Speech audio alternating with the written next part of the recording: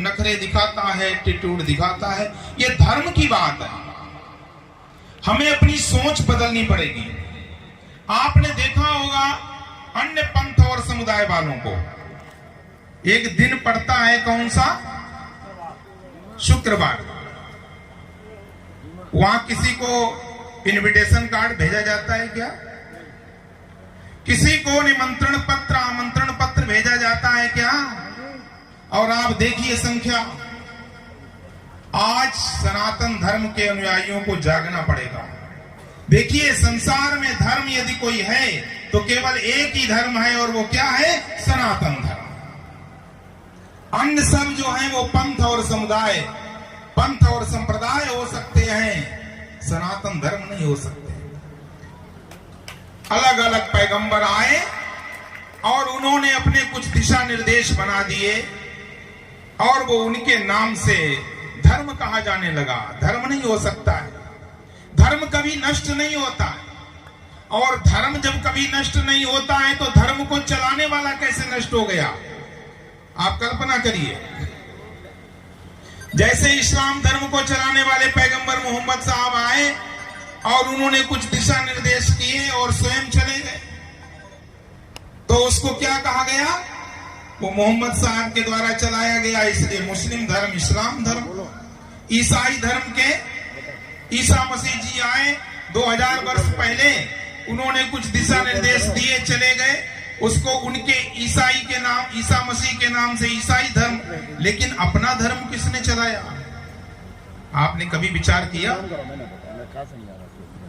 अपना ये जो सनातन धर्म है ये किसने चलाया? एक सिद्धांत होता है, जिसका जन्म होता है उसकी मृत्यु भी होती है, जो पैदा होता है वो नष्ट भी होता है महाराज। और अपना सनातन धर्म, हमसे किसी ने पूछा कि महाराज जी आपका सनातन धर्म नया है, नूतन है? हमने कहा नहीं। बोले तो फिर पुरातन होगा, पुराना होगा, सबसे प्राचीन होगा। मैंने कहा नहीं, क्योंकि अगर हम कह देते हैं कि हमारा धर्म पुरातन है तो जो चीज पुरानी हो जाती है वो कैसी हो जाती है? जीर्ण शीर्ण हो जाती है। अभी ये वस्त्र है, अगर पुराना हो जाए तो कैसा हो जाएगा? फटने की स्थिति में हो जाएगा, नष्ट प्राय होने की स्थिति में हो जाएगा। हमने कहा कि हमारा धर्म न तो नूतन है न पुरातन है, हमारा धर्म सनातन है, जो लाखों वर्ष पहले भी वैसा था, आज भी वैसा है, और लाखों वर्ष बाद भी वैसा है।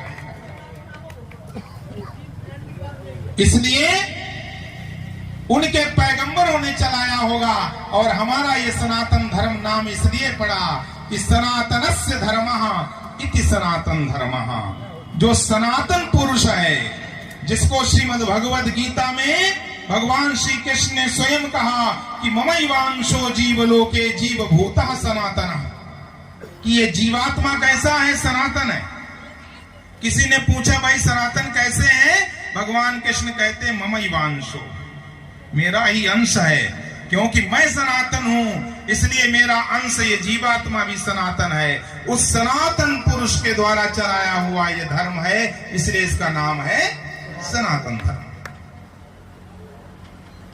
इसके बहुत से अर्थ हैं। सनातन का मतलब यही है कि सना सदा भवा, जो सदैव रहता है, हर काल में रहता है, उसको कहते हैं सनातन। यदि मैं कर्मधारय समाज से इसकी व्युत्पत्ति करें तो सनातनश्चासौ धर्मः इति सनातन धर्मः।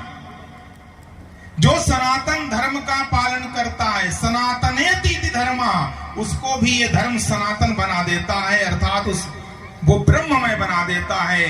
कि जैसे ब्रह्मविद ब्रह्मैव भवति, ब्रह्म को जानने वाला ब्रह्म ही हो जाता है, ऐसे सनातन धर्म का पालन करने वाला सनातन ही बन जाता है, साक्षात परमात्मा स्वरूप हो जाता है। आज समय आ गया है सनातन को जानने का। यदि हम सनातन को नहीं जानेंगे, कहने के लिए हमारे भारतवर्ष में 100 करोड़ हिंदू हैं, 100 करोड़ हिंदू हैं। क्या 100 करोड़ हिंदुओं में आप मानते हो कि कितने हिंदू वास्तव में हिंदू हैं? वास्तव में जो हिंदुओं के धर्म होते हैं, उनकी जो परंपराएं होती हैं, हिंदू जो संस्कृति है, हिंदू कोई धर्म नहीं है, ये सनातन हिंदू धर्म है, ये एक संस्कृति है, जीवन जीने की कला है।